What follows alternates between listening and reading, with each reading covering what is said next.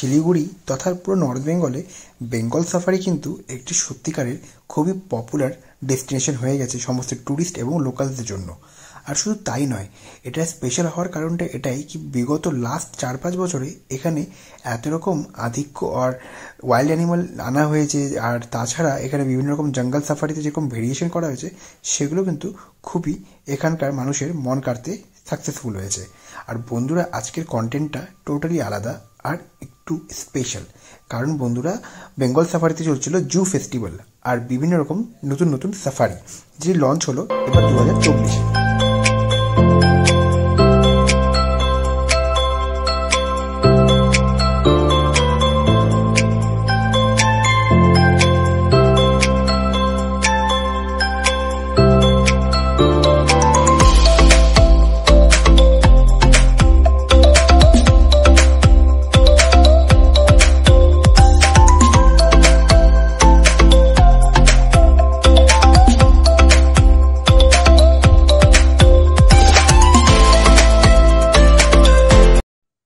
আসলে বন্ধুরা, কাজের চাপে আমারও বেঙ্গল সাফারিতে আসা হয় না, কিন্তু সাডেনলি স্কুল থেকে প্ল্যান হলো স্কুল স্টুডেন্টদেরকে নিয়ে একটি ছোট্ট আউটিং করতে হবে। তাই প্ল্যান হলো এবার বেঙ্গল সাফারিতে বাচ্চাদেরকে নিয়ে গিয়ে ঘুরিয়ে আনা যাক, আর তার সঙ্গে জঙ্গল সাফারিগুলো ওদের সাথে এনজয় করা যাক। তাই হঠাৎ করে প্ল্যান করে বেরিয়ে পড়লাম বেঙ্গল সাফারির উদ্দেশ্যে। এখানে বন্ধুরা আমি আপনাদের দেখাতে চলেছি যে বেঙ্গল সাফারি আগে শিলিগুড়ির শালুগড়ায় সরিয়া পার্ক নামে পরিচিত ছিল, সেটি এখন পুরোপুরি কনভার্ট হয়ে গেছে একটি নতুন রূপে, যেটি এখন বেঙ্গল সাফারি বলে অনেকই পপুলার আমাদের ওয়েস্ট বেঙ্গলে। আর এখানে প্রতিদিন প্রায় 10,000-এর বেশি ট্যুরিস্টের আনাগোনা রয়েছে শহরের আর দেশের বিভিন্ন প্রান্ত থেকে।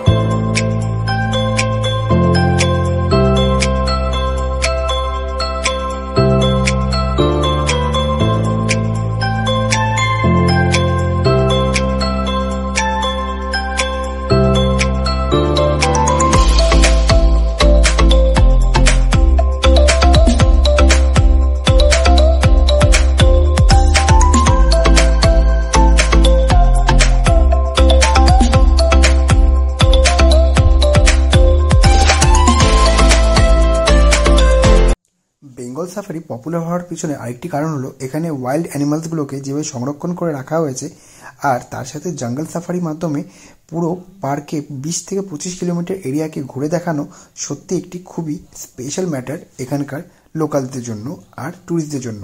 এখানে বন্ধুরা কিভাবে আপনারা এন্ট্রি করবেন, এখানকার ফরেনার আর ইন্টারন্যাশনাল ট্যুরিস্টরা কীভাবে ঢুকতে পারবে, প্রত্যেকটি গাইডলাইন্স আমি ভিডিওতে আপনার সঙ্গে শেয়ার করব। চলুন শুরু করা যায় এখানকার রেট চার্ট থেকে। এখানে জুয়ে এন্ট্রি করতে গেলে সবচেয়ে প্রথমে আপনাকে 50 রুপিসের টিকিট করতে হবে। আর এছাড়া যদি আপনি দেখতে পাচ্ছেন স্ক্রিনে রয়েছে বিভিন্ন রকম রাইড, যেটা 800 টাকা, টয় ট্রেন রাইড 50 টাকা, জঙ্গল সাফারি ফুল রাইড যেটি 450 টাকা থেকে শুরু হয়েছে।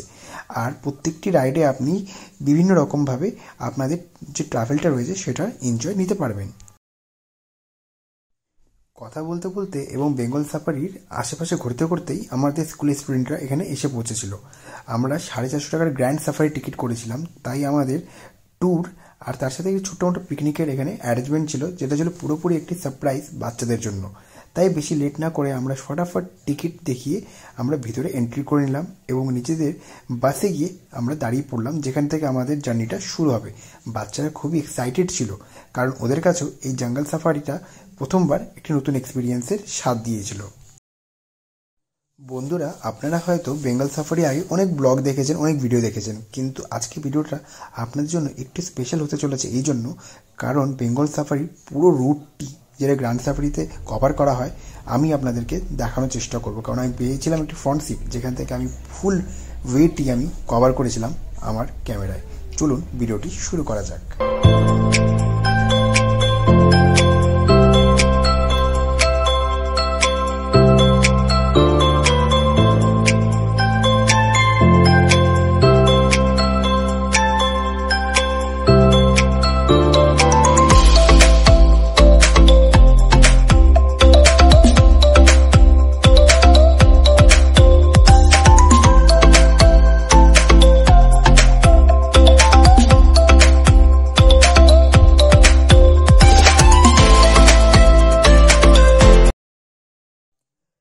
এক্সাইটমেন্ট কিন্তু ছিল সব বাচ্চাদের, প্লাস আমাদের টিচারদের, ইভেন আমারও একটু এক্সট্রা লেভেলের, কারণ এতটা বার এসেছি বেঙ্গল সাফারিতে, কিন্তু গ্র্যান্ড সাফারি করার সুযোগ কখনই আমাদের হয়নি। আর দেখতে পাচ্ছেন বন্ধুরা, আমরা অলরেডি জঙ্গলে এন্টার করে গেছি। আর ফার্স্ট আমরা যেখানে পৌঁছে গেছিলাম সেটাকে বলা হচ্ছিল হার্বিভোরাস সাফারি। মানে আপনারা এখানে তিনভাবে সাফারিটা এনজয় করতে পারেন, একটা হার্বিভোরাস, একটা কার্নিভোরাস এবং একটি ফুল গ্র্যান্ড সাফারি, যেটা হার্বিভোরাস, কার্নিভোরাস আর প্রত্যেকটা জায়গাকে কভার করবে। ফার্স্ট আমরা ঢুকে গেছিলাম হার্বিভোরাস, যেটা প্রায় 3.5 থেকে 4 কিলোমিটার এরিয়া। আর এখানে বন্ধুরা আমরা দেখতে পেরেছিলাম সবচেয়ে প্রথমে পিকক, পিহেন্স আর তার সঙ্গে অনেকগুলো ডিয়ার। আসুন দেখা যাক।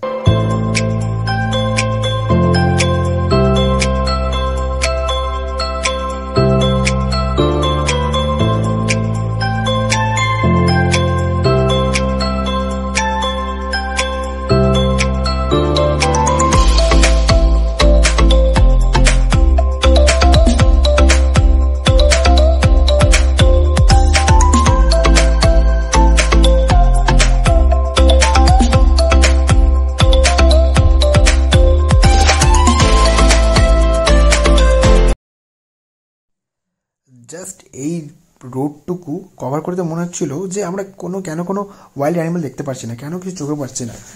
আমরা অন্য রুটে চলে আসিনি তো, কারণ আমাদের সাথে আরও যে গাড়িগুলো ছিল একটা গাড়িও দেখা যাচ্ছিল না, কারণ কি আমরা লাস্টে ছিলাম। আর হঠাৎ করে চোখে ধরা পড়লো একটি বিশাল বড় ময়ূর পাখা মেলে দাঁড়িয়ে আছে, আপনি দেখতে পাচ্ছেন জাস্ট লেফট সাইডে। আর তার সঙ্গে দেখলাম একটি ছোট্ট পুকুরের মতন জলাশয় করা রয়েছে, যেখানে ঘিরে রয়েছে প্রায় 20 থেকে 25খানা একটি হরিণের পাল। আর তার সাথে অনেকগুলো ময়ূর আশেপিষে ছড়িয়ে ছিটিয়ে রয়েছে।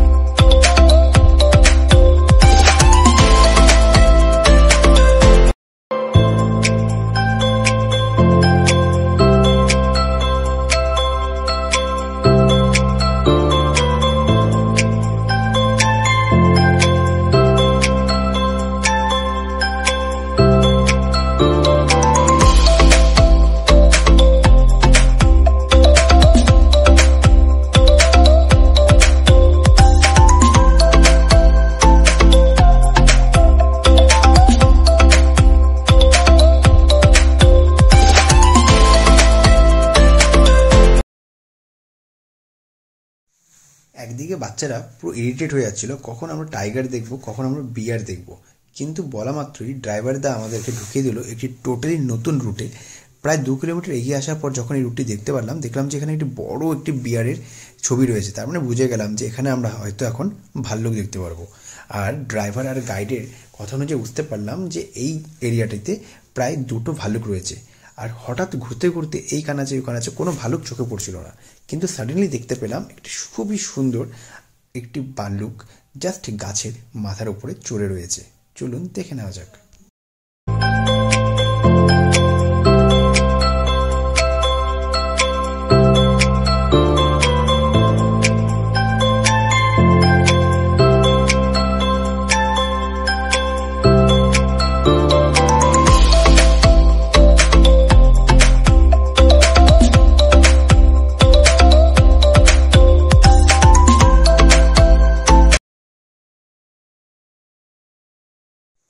ভাল্লুক দাদার কোনো মতেই আমার ক্যামেরার দিকে তাকানোর ইচ্ছে ছিল না।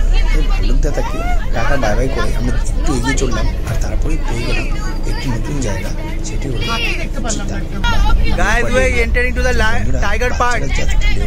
ফটোটি দেখা মাত্রই এক্সাইটমেন্টে চিৎকার শুরু করে দিয়েছিল। চলুন এন্টার করা যাক ভালনিয়ারেবল স্পেস, চিতার জঙ্গল।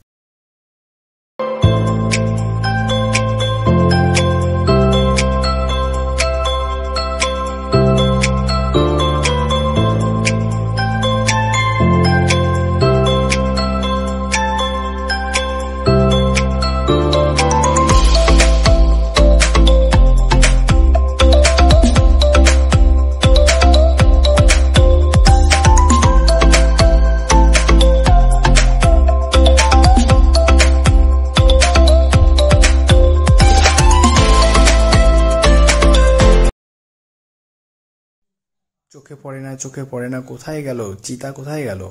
হঠাৎই বলতে বলতে দেখলাম জাস্ট 100 মিটার এগোনোর পর একটি সাফারি গাড়ি দাঁড়িয়ে আছে। তার মানে হঠাৎ কিছু হয়েছে বা কিছু ধরা পড়েছে। জাস্ট ডান দিকে তাকাতেই দেখলাম সেখানে একটি বড়, খুবই সুন্দর গোল্ডেন চকচকে চেহারায় লেপার্ড তাকিয়ে আছে গাড়ির দিকে। আমি জাস্ট ক্যামেরা জুম করে দেখতে পারলাম, বাহ, দাদার একটু আলাদাই ঘ্যাম রয়েছে, একটু আলাদাই অহংকার। আরে তোমরা তো সবাই আমাকে দেখতে এসেছো, তাই চুপচাপ দাঁড়িয়ে দেখো, বেশি ফটো তুলবে না। একটি আলাদাই অ্যাটিটিউড নিয়ে ওয়েট করছিল প্রত্যেকটি গাড়ির। আসুন দেখে নেওয়া যাক।